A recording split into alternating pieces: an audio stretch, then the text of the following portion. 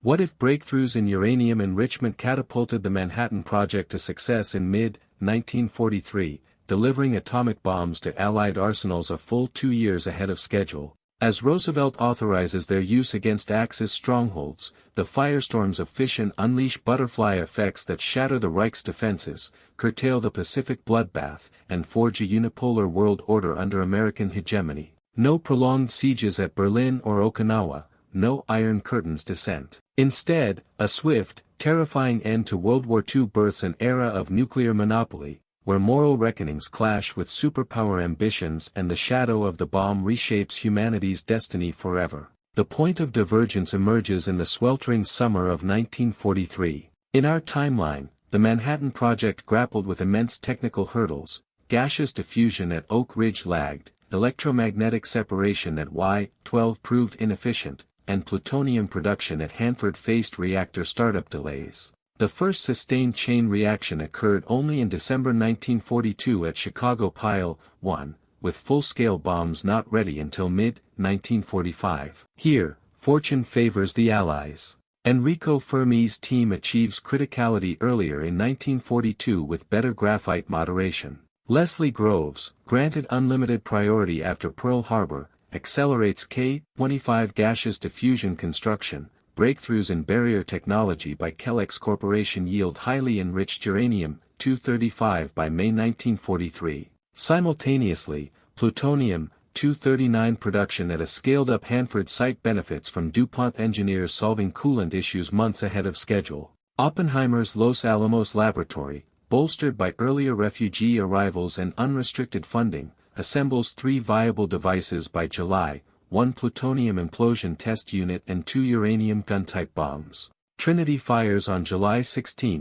1943, in the New Mexico desert. The gadget yields 23 kilotons, slightly higher than historical, blinding observers and vaporizing the tower. Roosevelt, briefed at Hyde Park, authorizes immediate combat use. Churchill concurs during the Quebec Conference in August, prioritizing European targets to end the war swiftly and spare further bloodshed. The first bomb, Little Boy, drops on August 15, 1943, over Berlin. B-29s from English bases, escorted by long-range P-51s, deliver the payload unopposed. Luftwaffe jets remain prototypes, radar blinded by window chaff. The explosion devastates the city center, Reichstag, Chancellery, and Gestapo headquarters obliterated. Hitler, meeting with staff, perishes instantly. Casualties exceed 100,000, fires rage uncontrolled. Chaos engulfs the Third Reich. Goebbels broadcasts defiance before communications fail.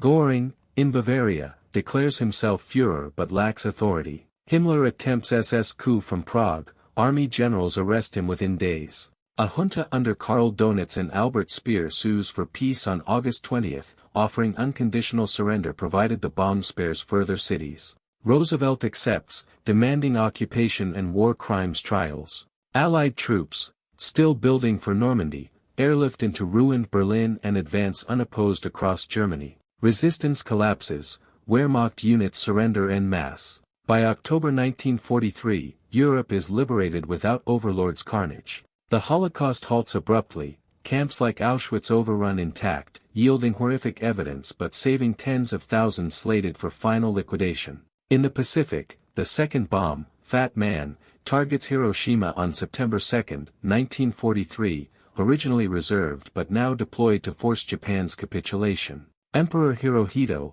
stunned by Germany's fall and atomic demonstration, overrules military hardliners. Surrender broadcasts on September 10, formal signing aboard USS Missouri in Tokyo Bay on October 1, 1943. The war ends after 4 years, not 6. Casualties total perhaps 50 million rather than 70 to 85 million. No Battle of the Bulge, no Okinawa meat grinder, no firebombing of Tokyo. Soviet armies, stalled in Ukraine without second front pressure, occupy only eastern Poland. Stalin, denied deep European gains, fumes at Western atomic monopoly but lacks leverage for confrontation.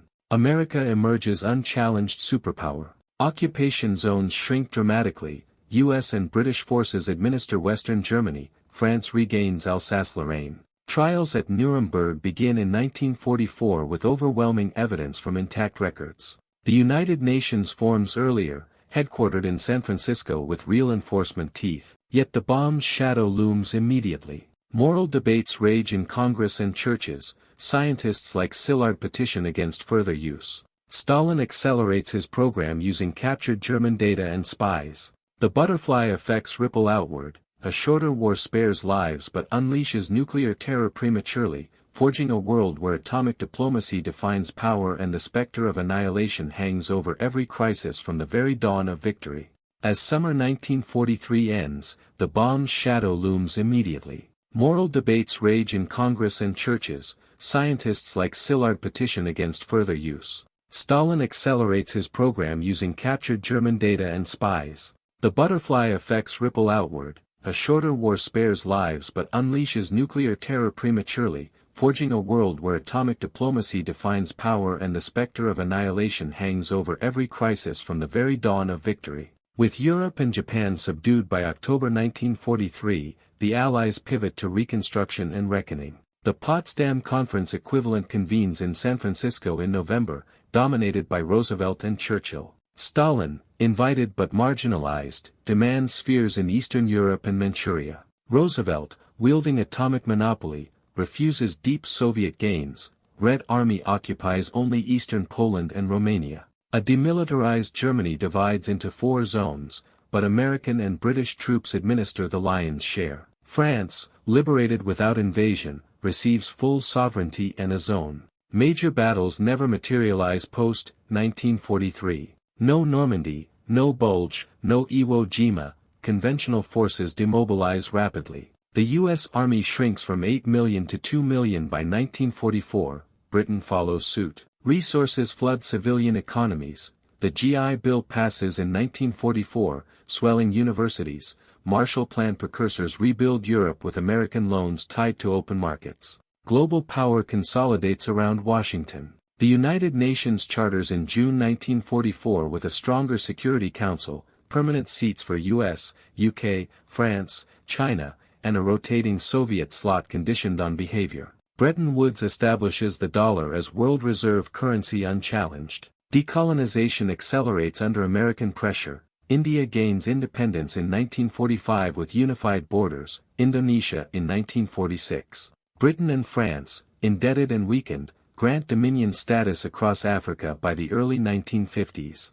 The Soviet Union, humiliated by atomic exclusion, retreats into isolationist paranoia. Stalin purges defeatists, accelerates industrialization, and steals secrets via spies like Klaus Fuchs, unhindered by war's end. The USSR tests its bomb in August 1947, 2 years earlier than historical. Mutual assured destruction arrives prematurely. Hotlines and test ban talks begin in 1948. In Asia, China avoids prolonged civil war. Mao's communists, deprived of Japanese vacuum, negotiate power sharing with Chiang in 1944 under U.S. mediation. A fragile coalition holds until 1950, fracturing into federal republics rather than total communist victory. Korea remains unified under American influence. Vietnam splits peacefully along the 16th parallel. Military technology stagnates in conventional fields, no urgent need for jets or missiles, but nuclear delivery advances rapidly.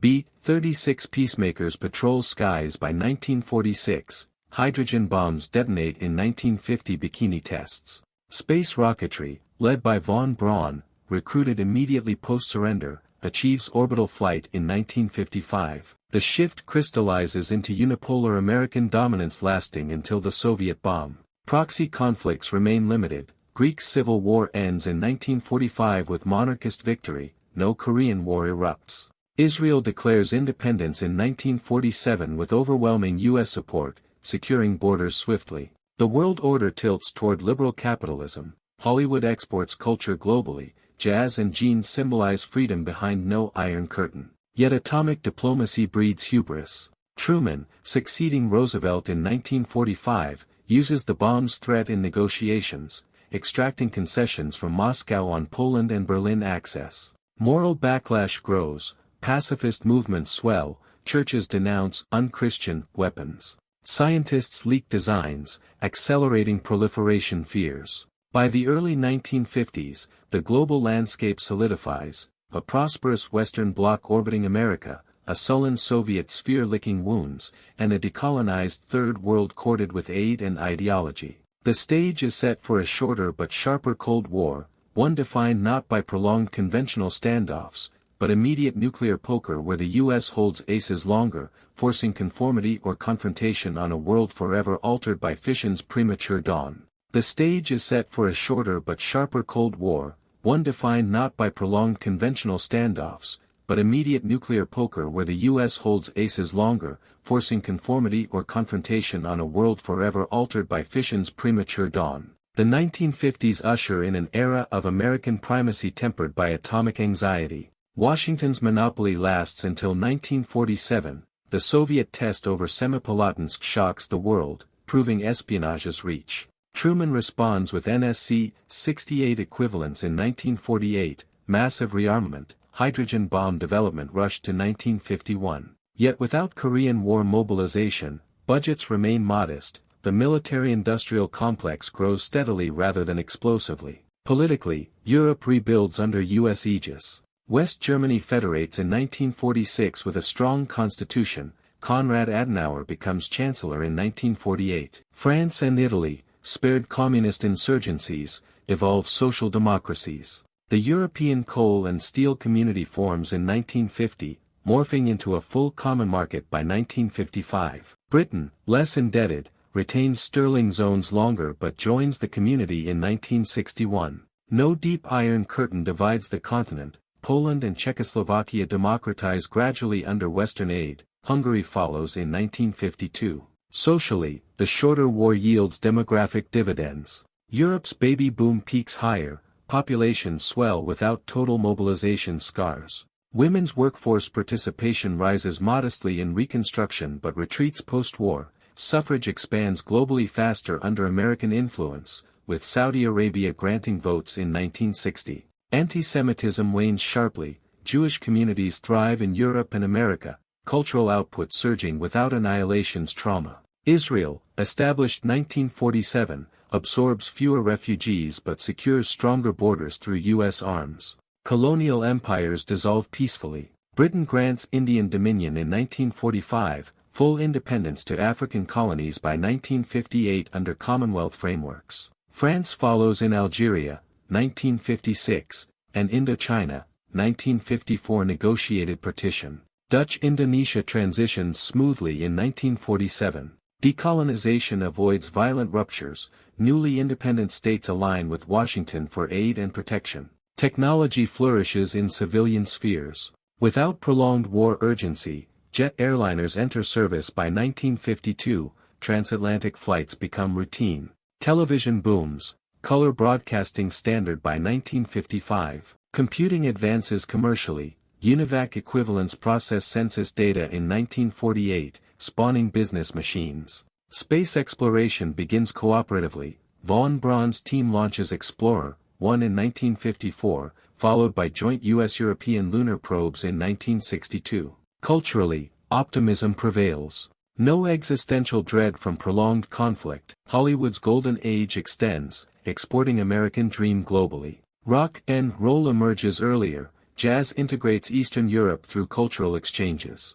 Literature grapples with atomic ethics, Orwell's 1984 publishes in 1946, warning of surveillance states enabled by nuclear standoffs. By the 1960s, challenges emerge. Soviet parity in H-bombs by 1955 triggers Cuban Missile Crisis analog in 1958 over Berlin Access, resolved through hotlines established 1956. Proxy conflicts remain limited, Greek Civil War ends 1946, no Korean or Vietnam quagmires. Middle East tensions simmer, Suez Crisis averted 1956 through U.S. mediation. Environmental movements arise earlier amid atmospheric testing, Limited Test Ban Treaty signs 1958. The long-term consequence is a unipolar liberal order with nuclear guardrails. American cultural and economic dominance peaks in the 1970s, Pax Americana, dollar hegemony unchallenged, English lingua franca. Soviet Union, economically strained without wartime destruction but ideologically rigid, stagnates earlier. Dissent grows. Khrushchev's de-Stalinization succeeds more thoroughly in 1954. As the century turns, the world enjoys relative stability but grapples with atomic legacy, proliferation concerns in India, tests 1965, and Israel. The butterfly effects endure. Earlier bombs end the war swiftly, save millions, and prevent communist Europe's entrenchment, but instill nuclear fear from the outset, shaping diplomacy, culture, and science around deterrence rather than total victories triumph. As the century turns, the world enjoys relative stability but grapples with atomic legacy, proliferation concerns in India, tests 1965, and Israel. The butterfly effects endure. Earlier bombs end the war swiftly, save millions, and prevent communist Europe's entrenchment, but instill nuclear fear from the outset, shaping diplomacy, culture, and science around deterrence rather than total victories triumph. The 1970s and 1980s marked the zenith and gradual wane of Pax Americana. Economic miracles spread globally. Japan's export boom begins in 1955, Europe's common market integrates eastern states by 1975. Oil crises hit milder, OPEC forms but lacks Soviet backing for embargoes. Stagflation avoids deep recessions, Reagan equivalents never emerge. The dollar remains unchallenged reserve until the 1990s. Soviet decline accelerates without wartime destruction's unifying myth. Economic stagnation bites by 1965, Brezhnev-era gerontocracy faces youth unrest earlier. Prague Spring succeeds in 1968 with Western mediation, Poland liberalizes in 1970. Gorbachev analogues initiate reforms in 1975, dissolving the USSR peacefully by 1985 into a loose confederation. Russia democratizes unevenly, aligning economically with Europe while retaining Eurasian ties. The unipolar order peaks in the 1990s. America intervenes selectively. Gulf War analog in 1991 over Kuwait expels Iraqi forces swiftly with UN mandate. Internet commercialization explodes in 1985, dot-com boom crests 1995 to 2000.